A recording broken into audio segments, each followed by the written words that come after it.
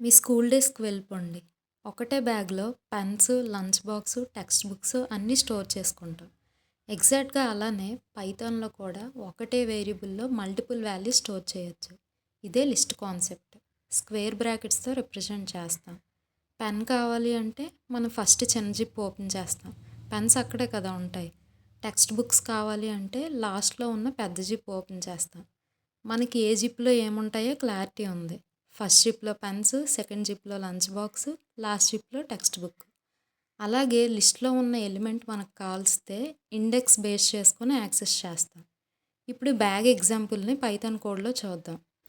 4 ఐటమ్స్ని బ్యాగ్ అనే వేరియబుల్లో స్టోర్ చేశాను. Pens, notebooks, lunch box, text books.